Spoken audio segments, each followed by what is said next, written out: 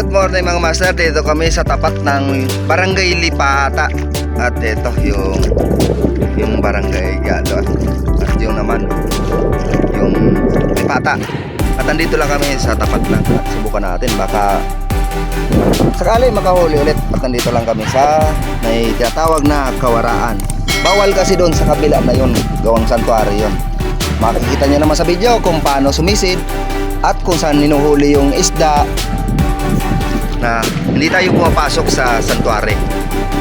Sana makahuli tayo. Live safe mga master at laging pag-iingat. Yan mga master, dito lang tayo sa bandang gilid at simulan natin ang pantatlong episode natin dito sa Karabuan. Pang spear fishing adventure. Sana makahuli tayo. Live safe mga master. Let's go!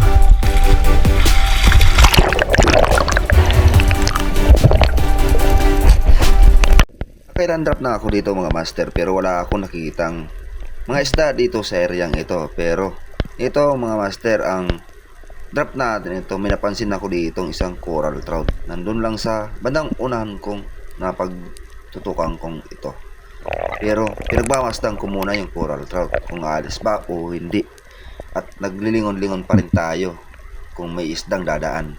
At dito mga master, wala naman nadaan na ibang isda. Ang ginawa ko, nilapitan ko yung coral trout para mapana natin ito mga master.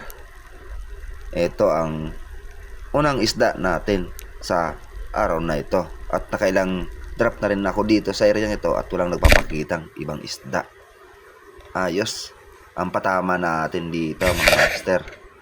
Ito ang unang isda natin dito sa bahorang ito.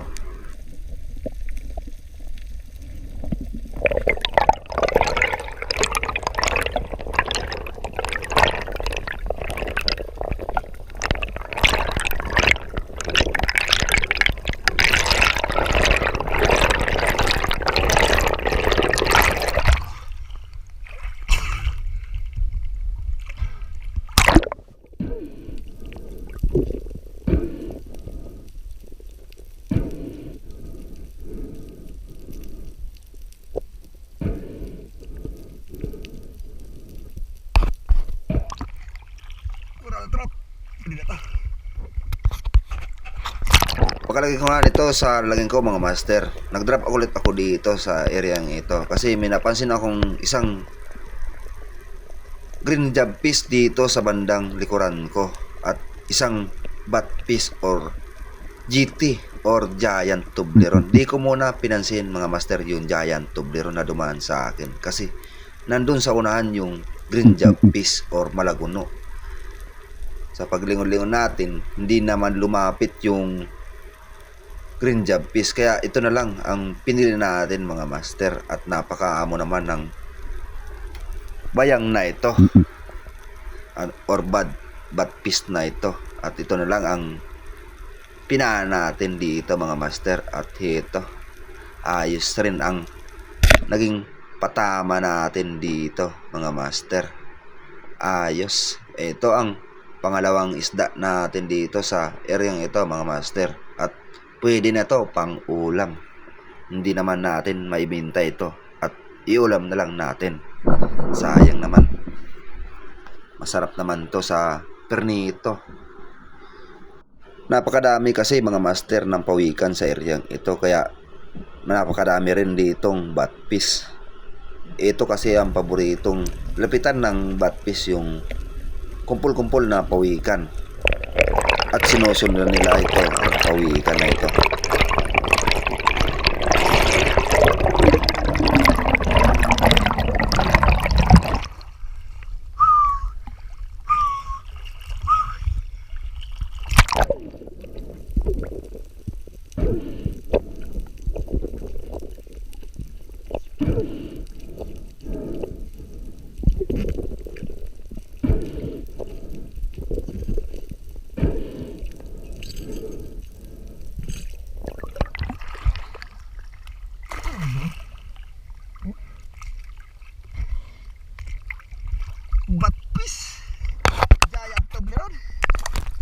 Nakailang bihis na ako ditong sisid mga master, kaso wala talagang nagpapakitang masyadong isda, gawang napakadami kasi pawikan dito sa areang ito. At medyo pag may lumapit sa atin na pawikan, wala talagang lumalapit na malalaking isda or anong klaseng isda.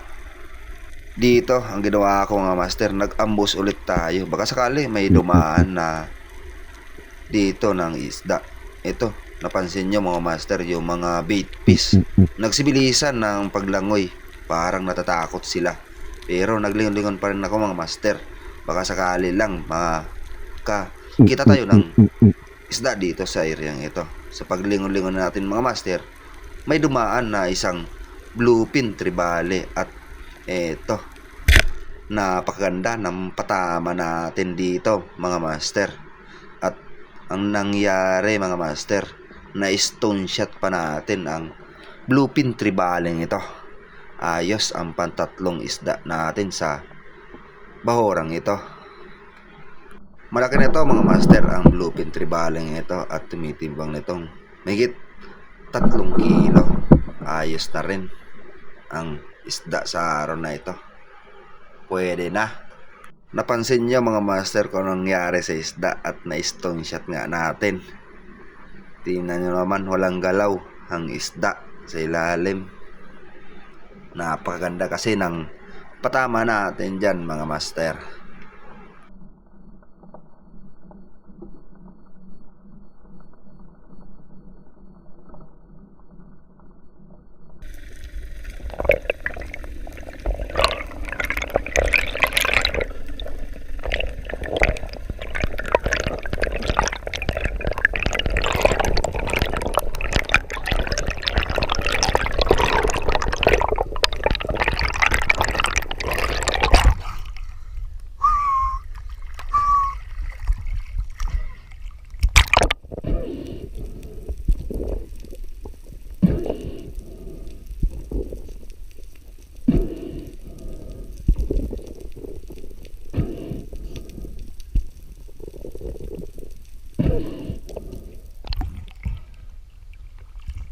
Hindi nakagalaw ang master. Stone shot.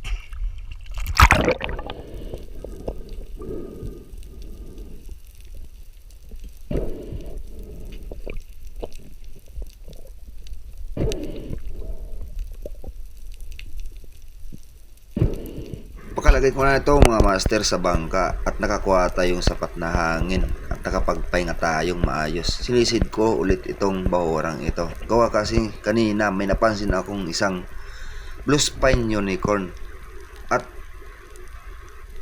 maraming slick unicorn. Napansin ko mga master na wala dito yung blue spine unicorn at ang pumalit yung kumpul-kumpul na slick unicorn. Dito master, ang ginawa ko, lingon-lingon pa rin tayo, baka sakali may dumaan pa rin na malaking isda dito. Sa pag-aantay natin, wala naman nadaan, andito na yung grupo ng slick unicorn. Kaya ang ginawa ko mga master, pumili na ako ng mas malaki sa grupong ito at para may pang-ulam naman tayo. Ayun, napakaganda rin ng patama natin dyan mga master. Ayos, pwede na rin to mga master sa pang-ulam natin sa araw na ito. Pumitas tayo ng isa dito sa isda na ito.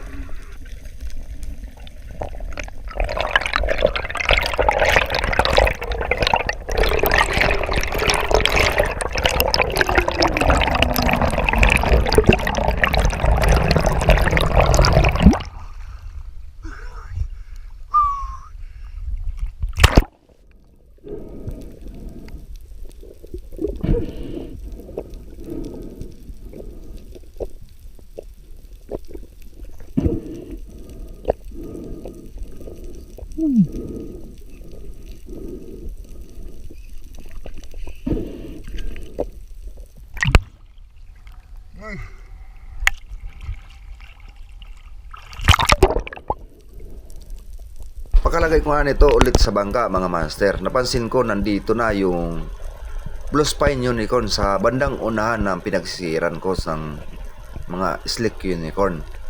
Ang ginawa ko mga master, naglingon-lingon pa rin tayo. Baka sakali pa rin na makakita ng malaking isda bago tayo kumana sa blue spine unicorn na to. At malaki na rin tong blue spine unicorn na to. Tumitimbang siguro to ng mahigit kalahating kilo or 1 kilo. Ito mga master, sa pagantayan natin, wala talagang dumadaan na ibang isda dito. Kaya pinilit ko na panain tong blue spine unicorn nito or surahan. Ayos. Napakaganda rin ang patama natin dito mga master. Isang uri ng surahan or sunghan. Sa English mga master, blue spine unicorn. Ayos. Ang patama natin dito mga master. Napakaganda ng patama natin. Walang kamintis-mintis. Napakasarap dito mga master sa inihaw. Ayos.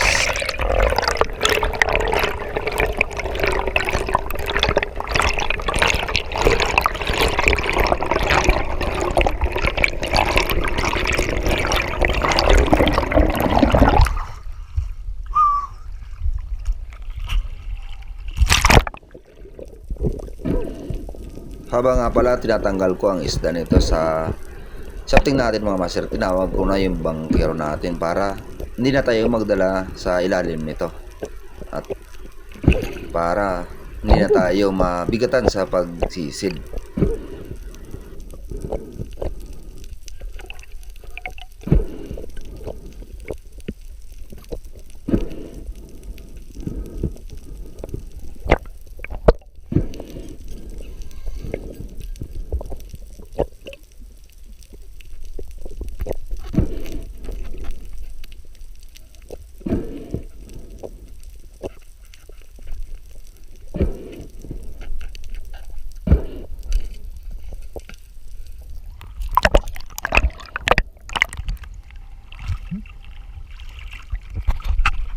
Dito mga master, pagkalagay ko nga sa bangkaan ng isda na ito, agad ako lumipat sa bandang unahan lang ng bahurang ito. At pagbaba natin, nakita ko yung isang blue spine unicorn. Ang ginawa natin, drop shot naman mga master. At ito, napaganda rin ng patama natin dito mga master sa surahan na ito. Ito ang pangalawang surahan natin dito sa areang ito. At pagkahuli ko nito mga master, lumipat na rin kami ng bahura sa bandang gilid naman kami mga master. Kasi dito sa areang ito, wala talagang masyadong nagpapakitang isda. At nakailan drop na rin ako dito sa areang ito. Wala talagang nagpapakita.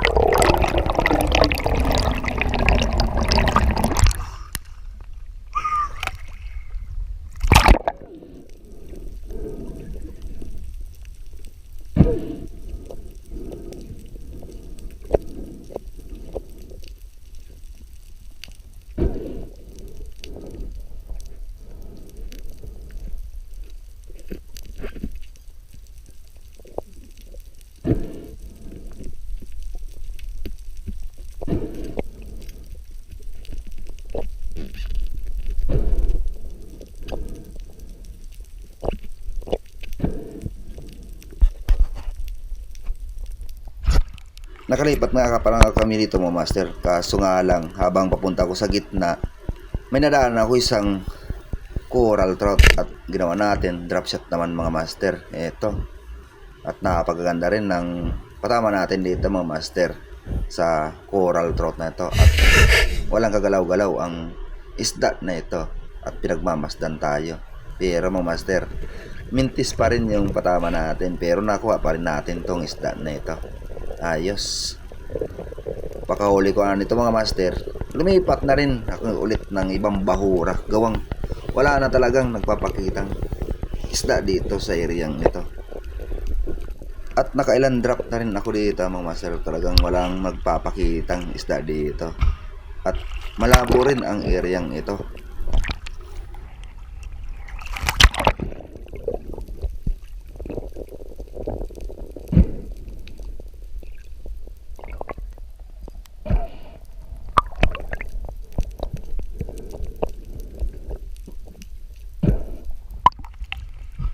Lafu-lafu mga master.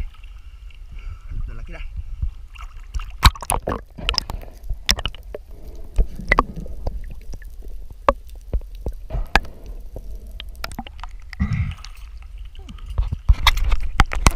Dito mga master, nakalipat na kong bahura. Isa rin tong bahurang ito sa gitna.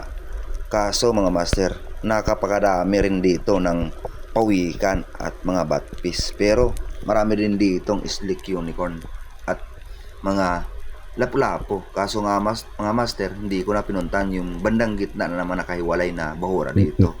Gawang malabo ang area dito sa bahurang ito. Kaya hindi ko na pinuntan yung ibang bahura dito. Dito mga master, napakadaming labahita at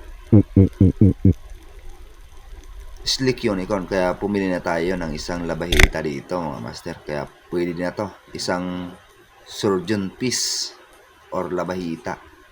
Pang ulaman lang mga master. Pwede na to.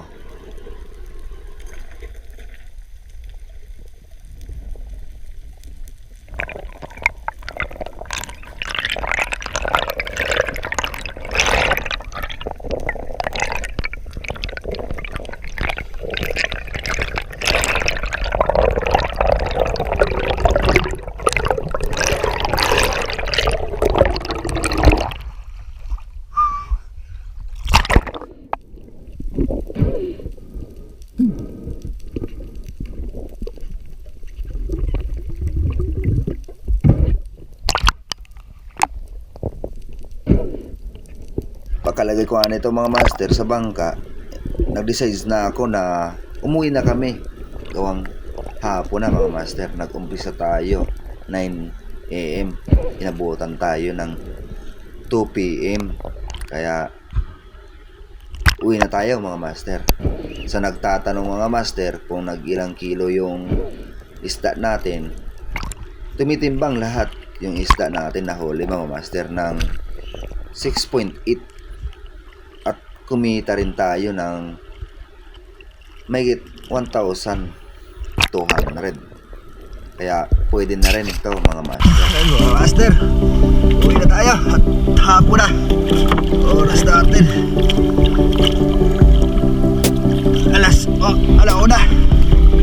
Ito huli natin. Kunti lang.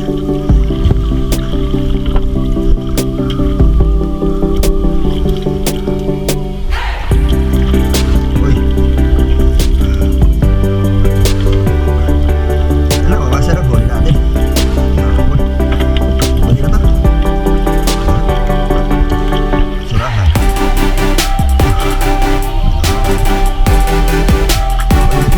Pwede na to. Pauwi na tayo mga master at hapon na at alauna na. Ito na ulit natin. Tinagtsaga natin to.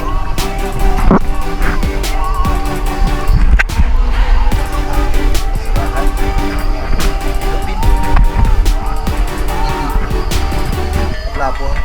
Surahan balik. Puro maliliit ang huli mga master. Pero pwede na yan. Kaysa wala. Maraming salamat sa biyaya. Hindi guys, sa araw-araw at sa laging pag-iingat. Thank you sa fishing.